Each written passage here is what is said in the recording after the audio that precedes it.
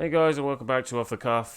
Today I thought instead of just doing one, we could just do like a mega omnibus of everything that's been going on in the last few days. Obviously we've been having a few issues over in Afghanistan and the fallout from that. But I thought we could let's start at the beginning. Because, we were told for a long period of time that this wouldn't happen. And if it would happen, it would take a long, long time. But here we can see an article from a couple of years ago saying that there is no way that the Taliban could possibly take over because of this. There's such strong support from the Afghan people. 92% of the Afghan people support the Afghan government, not the Taliban. Only 4% support the Taliban. This was, of course, 2 years ago. Now that obviously didn't happen. Taliban took it back in a matter of days, and since then we have seen people trying to get out and various inclusive and diverse things as instructed by the Western governments. The sustainable end to the conflict can only be achieved through an inclusive, just, durable, and realistic political settlement that upholds human rights, including for women, children, and minorities.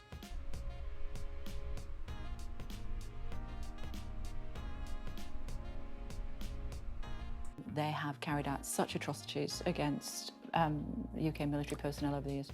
I think you have to be very careful using the word enemy. I think people need to understand who the Taliban actually are. And of course what they are a disparate collection of tribespeople. As President Karzai put it to me only yesterday, they're country boys. Oh, well, as long as they're only country boys. And the plain fact is that they happen to live by a code of honour and a standard, which has been their standard for many, many years. Afghanistan is a country where men are not allowed to have interaction with women outside of their homes. The culture of bachabazi, having relation with boys, is very high there. Powerful men of Afghanistan, they keep very good looking and handsome boys with them, and this is the sign of honor. And the plain fact is that they happen to live by a code of honour and a standard, which has been their standard for many, many years. It's called Pashtun Wali. It has honour at the heart of what they do. They are bound together by a common purpose.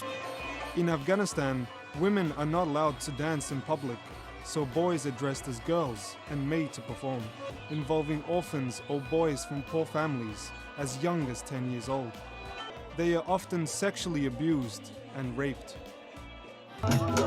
This footage from YouTube shows boys performing with fake breasts and bells around their ankles. Another issue preventing action against the practice is police complicity. This YouTube video shows an Afghan policeman apparently enjoying himself at a show. He was kept by a man as a bacha British, and he was taken to dance parties, wedding parties in Kabul. After that he got addicted to the heroin. Now he's hardly 13, I think, and now he's addicted to heroin and is smoking heroin. And they want an Afghanistan that is inclusive for all. So I think rather than talking Except about women. What? Except women. Well, again, I think we have to wait and see. I mean, I don't know what they mean. We can't support the way that they treat women. We surely. Cool. Well, yeah, I'm sure the Taliban will bring a stop to that 2,000-year-old practice in that country. How old is the Taliban again? Anyway, I'm sure the Taliban wouldn't just watch everything that the Western governments and their mouthpieces have been saying and then repeat it back to them verbatim just to make them feel like they're winning, would they? I think an Afghan inclusive government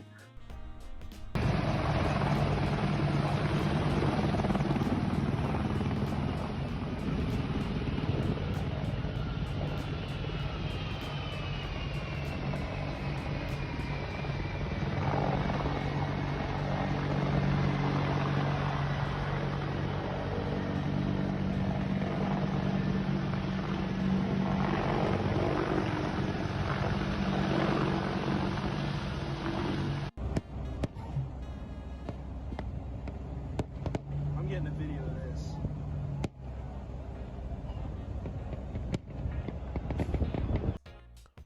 Oh yeah, The Taliban Angels of Salvation, which is like their version of the SS, cover thief in tar and parade him around Kabul on a truck.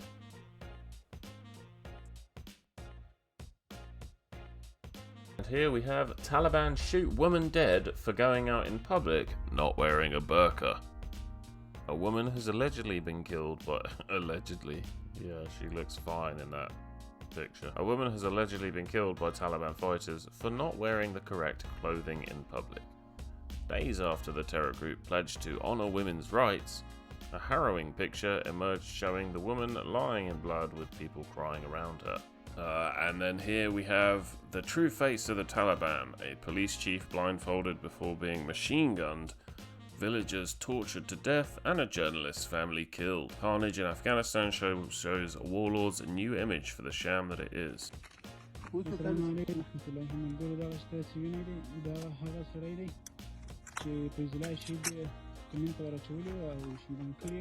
Awesome. So yes, it is all fun and games out there at the moment. Actually, it kind of is for some people.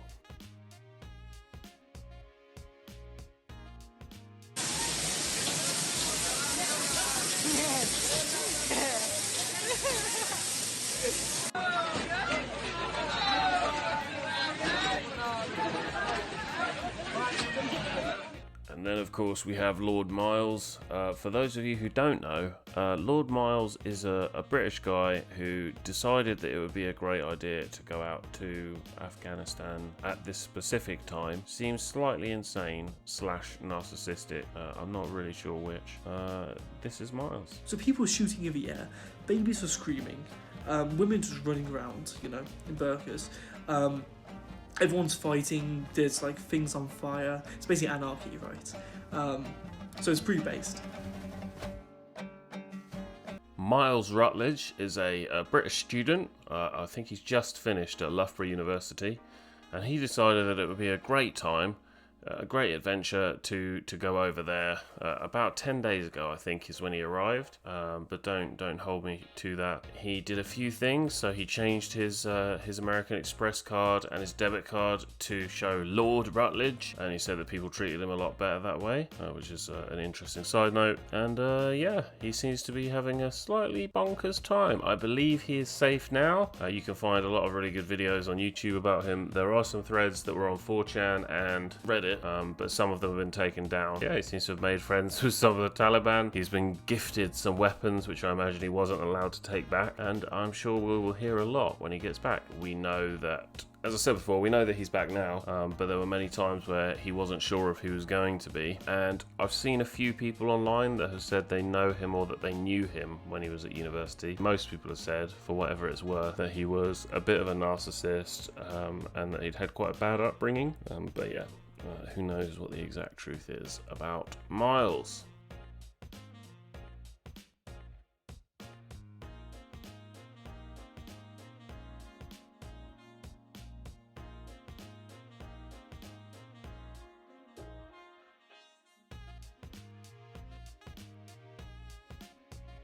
And yeah, so if we come back home for a minute, at least in the UK, you will see many people blaming anyone they can, which I suppose is natural to a degree. But it's interesting to see all these protesters outside of Parliament. Should resign? Do you think Joe Biden should resign? What are your thoughts? Yes, they should. They are responsible, and the international community is responsible. The West America is responsible for that, and the Boris Johnson is responsible for that. Acting as if there's anything that we could have done about it. Let's be honest, if you're allies with the world's leading superpower, what they do is what you do. It wasn't Boris Johnson's idea to pull out at this point and in this manner. You know, for better or worse, that I would say that that's a reasonable thing to say. We know that it was Donald Trump's original idea. For what we understand, he had a much better idea of how to do it. He had a plan in place, but then Biden threw out that plan in favor of pushing it back so that they could roughly align the withdrawal from Afghanistan with the anniversary of 9/11. And of course, it was really great to see Jeremy Corbyn trying to stay relevant with his anti-war coalition, saying that we should all be paying reparations to every Afghani. And yeah, this syncs perfectly with the way Jeremy Corbyn thinks, which is that money comes from thin air, and we should just give it out to anybody for any reason, all the time. And yeah, it was just interesting to see he of a particular party, the leader of which brought us into this war. And let's just remind ourselves what that leader does every night, in his own words. It's not what you think. Tony Blair said he reads the Quran every day before bed, just to educate himself in peace, so he can understand some of the things happening in the world. That's great. If you remember, that's very similar to his friend George W. Bush. And of course, we heard from SAS man Phil Campion. You might agree or disagree with some of his points, but at least it gives you a point of view as someone that's been there and done it as such. What do you think the consequences of this decision will be on the ground? And do you think actually that Afghanistan will yet again become a breeding ground for terrorists? Yeah, I look at this, you know, from without the privilege of Camp David, all right, for a start, where he sat and wrote it out quite nicely. On his own. On his own. Yeah. On holiday. No, he didn't bother going back to the White House. Look, what these people need to do is look at it from the eyes of people who are actually on the ground. There's some very nice people in Afghanistan, and there's some very loyal, true people in Afghanistan, and they've been completely thrown under the bus. Absolutely thrown under the bus, destroyed. Do you know what I mean? We propped up their army, we were helping them, there was never an exit strategy put in place that was sufficient enough to cope with the demand that they needed, all right? And for him to then go sort of like behind closed doors and go, right, I'll tell you what, I'll chuck the towel in and I'll run out before it's even hit the floor. And he had the nerve to say that they haven't done their bit. Oh, come on, you know. And you have friends in Kabul who you believe may well be executed. I know people in Kabul. I'm tracking a couple of people now. I was just correct you. I was out there as a civilian between 2001 and 2002, so I didn't serve there with the military, but I was out there working for the European Commission. You know, there's people there who I know now have got very limited choices. You know, you hide or you run away, because you know, although there hasn't been too much sort of like publicity around how the Taliban have moved in, you bet your bottom dollar there's going to be some retribution for what went on. Of course. And you know, people will firm up their own sort of like deal by throwing other people into the way of what's coming, won't they? You know. Well, I've seen it before because it was happening when we got there. Anyone who was deemed to be Taliban when we got there, people were grassing them up left, right, and centre. Do you know what I mean? And now they've sort of like thrown the Taliban, you know, thrown the cool on the floor, and they're putting the turbans on again, aren't they? So, absolutely. And I'm sorry, Big Phil, you do not have people grasping on to planes like we saw today, taking off in the hope that they're somehow going to get out alive, unless they believe they're going to be killed. That is horrendous. That is horrendous. You know, people. You know, that is your last chance. Your last chance is to grab hold of a plane as it flies off. I mean, come on. That shows you the gravity of this, if nothing else. Do you know what I mean? Let me just say, you know, a lot of veterans have got hold of me today, very distressed by what they've seen, very upset, and I'd like to just pass on that. Look, you did your part in this to the best you could. The failings have come from the people in the ivory towers. You conducted yourself with valour and did the best you ever could. So, you know, there are numbers, if you're struggling with this, that you can phone up. So I did need to get in. I'm sorry I've hijacked you a little bit. No, but there are numbers that, you know, people can phone. The British Army have put numbers up. And I know that people are extremely upset with this. Do you know what? I think about how upset I feel. Carol Malone, who's on our Superstar panel tonight, was in tears earlier. I cannot imagine how you must feel if you fought in Afghanistan, if you risked your life, if you lost a leg, if you lost a friend, if you lost a son or a daughter. I can't imagine how that must feel. No, absolutely devastated. It's, you know, again, the ivory tower don't look at the shop floor, do they? They're never there. They don't feel the devastation. They don't see the pain. They don't see people rehabilitating for months on months on months. Do you know what I mean? Stumbling about on crutches and prosthetic limbs and all that sort of stuff. They don't see that. All they see is how many ticks they get in the box and the next time they get to voting day. Or the women or the young girls now being turned into sex. Absolutely, you know, all that sort of stuff's going to go back. You know, people ask the question, should we have been in there in the first place? Well, we like to promote ourselves as being a democratic society, and we've tried to sell that module around the world, haven't we? Do you know what I mean? At some stage, you're going to get your hands dirty, aren't you? You know what I mean? That's the way it is, which is a... Do you have some sympathy for Boris Johnson, though, in the UK government? And I'll ask you in this way, because I believe Boris Johnson knew what was coming. He's been writing about the fact that the Taliban could take over Afghanistan within 3 weeks. As far back as 2009, I went back and found some of his columns from the Daily Telegraph at that time. So he knew what the Taliban could do, but how could we stay in without the Allied forces? So if that was the case, why was there not more emphasis put on a decent exit strategy? Why were we rotating our troops through there every 2 years? Why were they only doing 6-month tours? Why don't we have a 5-year team in place so we could actually get a grip on them and have some sort of skill sets that went all the way through and saw this thing out to the end? Why wasn't it fought like that? So Boris botched it. Look, there's a lot of anger towards everybody at the moment, and until the dust settles, I don't want to actually apportion blame to anybody. But through a series of catastrophic errors, some small, some big, we've got to a situation where we've ended ourselves where we started. All right, and that's the horrendous truth of it. All right, so the scenes I saw when I got into Kabul, which wasn't far after the fall, where everybody was jubilant and happy with what had happened, it's the opposite of that now. You know, and there's grinning lunatics behind desks with AK-47s now presiding on your well-being. Thanks for that. And speaking of the British military, I saw this anchor asking someone at the State Department, why we've seen the British paras over there trying to gather their people up. Why are we not doing the same? Because obviously at the moment, many countries have many people stuck in Afghanistan with no easy way out. And this is what they said. British paratroopers are leaving the airport, going into Kabul to rescue and evacuate some of their citizens who are trapped, can't get to the airport because of the Taliban. Why isn't the U.S. doing that? At this time, as I said, our main mission continues to be to secure HKI, to allow those American citizens and other SIVs to come in and be processed at the airfield. So yeah, I believe that's what we call a swerve, and we've heard about SIVs and how we're going to get people out and who's going to get priority. And so let's circle back with Jen Psaki. Should those remaining American citizens get priority, and how many are there in the country right now?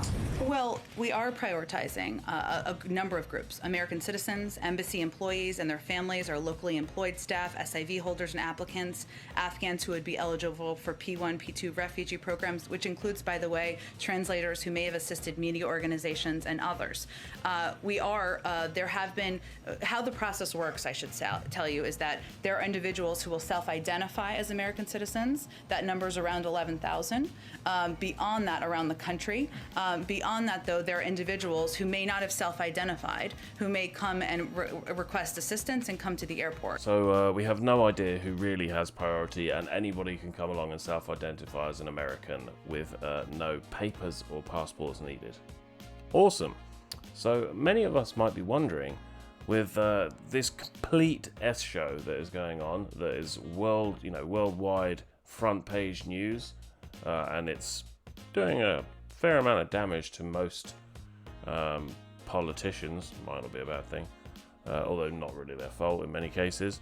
So many people might be wondering, where is the President of the United States? Is he receiving some Badacath care? Or perhaps trying to apply some true anti-Shabada pressure? Let's see. Oh no, he was just on vacay the entire time. Took a couple of hours off to do his little speech, and then went straight back to the old vacay. Then told people that he was feeling tired, and he wanted to go to sleep. Oh, and if you're wondering, who would benefit from all this, I'm sure most of you are not wondering that. I'm sure you already know.